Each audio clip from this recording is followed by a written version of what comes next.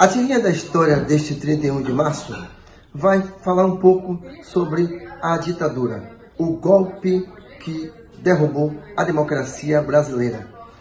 Era março de 64, quando setores conservadores, setores da classe média, setores militares, empresariais, incluindo o grande capital norte-americano, falando dos Estados Unidos, investiram não só no Brasil, como em vários países da América Latina, onde foram implantados final da década de 60 e início da década de 70 até os anos 80, ditaduras nesses países que tinham uma orientação dos Estados Unidos.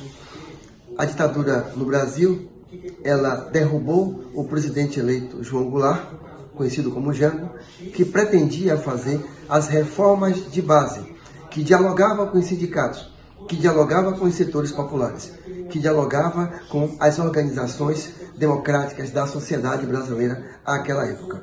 Isso foi o suficiente para que setores conservadores, setores da própria imprensa, os mesquitas, os marinhos, se unissem ao Lacerda e a tantos outros, alguns ligados aos quartéis, outros nem tanto, mas sempre vinculados ao mundo empresarial, que se articularam, para destruir a democracia.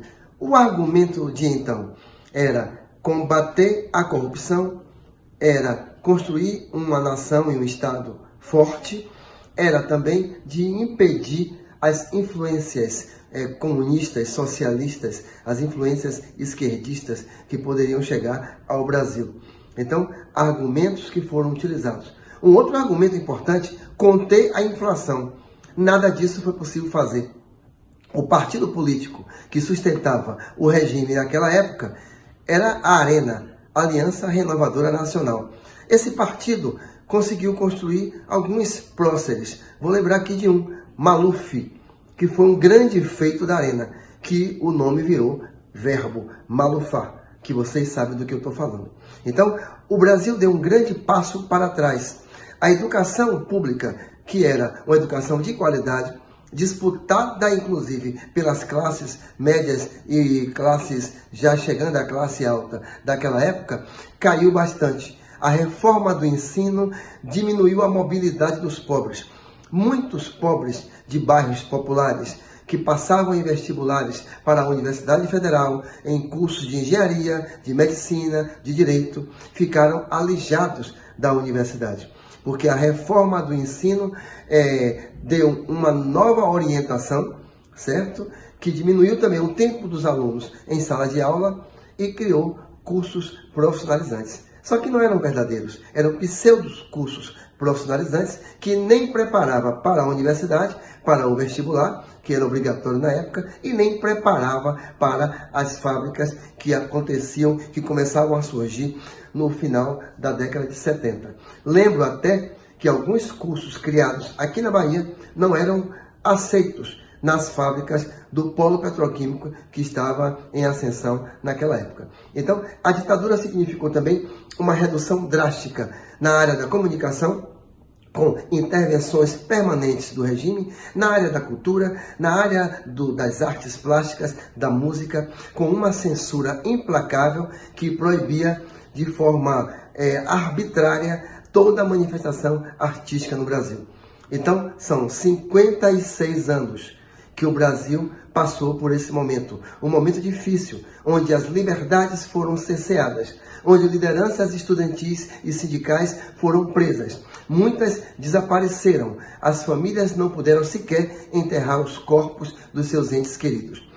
Era bastante discordar de alguma orientação do regime da época para ser considerado subversivo ou comunista ou uma ameaça à paz social no nosso estado do Brasil.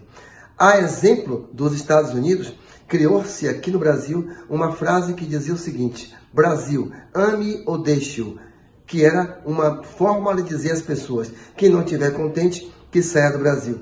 Assim foram que muitos dos nossos militantes, artistas, professores, intelectuais tiveram que sair do Brasil quando não foram exilados de forma arbitrária pelo regime, tiveram que sair do Brasil por conta própria para ensinar em outros lugares. Como aconteceu com o próprio Fernando Henrique Cardoso, sociólogo, que foi trabalhar fora do Brasil, como aconteceu com Betinho, como aconteceu com o nosso Paulo Freire e tantos outros economistas e historiadores, sociólogos, médicos que tiveram que se afastar do Brasil, trabalhar no Chile, trabalhar na França e para outros lugares, outros continentes, para exercer a sua atividade. A exemplo do nosso Milton Santos, Prêmio Nobel de Geografia aqui da Bahia. Então, a ditadura significou atraso, lideranças estudantis que foram assassinadas e com isso desestimulou-se a presença e a atuação de novos líderes. Então, o Brasil ficou carente de lideranças na área estudantil, na área comunitária, na área sindical. Foi possível restabelecer a democracia depois de mais de 20 anos de luta, que custou a vida de muita gente, e com a influência forte das comunidades eclesiais de base, dos padres progressistas da Igreja Católica, de padres ou de pastores progressistas de outras igrejas, de reverendos das igrejas metodistas, de pessoas também do axé que se mobilizaram. Lembro aqui que Mãe Meninha do Cantuá escondeu muitas pessoas que eram presas ou procurados pela ditadura naquela época. Assim como o abade Dom Timóteo Amoroso escondeu no Mosteiro de São Bento muitos jovens que eram perseguidos pela ditadura. Mas o Brasil conseguiu restabelecer a democracia, construir uma constituinte nova, criar o pluripartidarismo e estabelecer eleições diretas que não havia. Os governadores daquela época eram nomeados pelo regime, assim como os prefeitos. Nós conseguimos restabelecer com muita luta eleições diretas para presidente, eleições diretas para governadores de estado, eleições diretas para prefeitos, deputados e vereadores. Então, foi um momento ruim, trágico, que custou a vida de muitos brasileiros. Por isso, a tirinha da história se compromete em defender a democracia e dizer que ditadura nunca mais.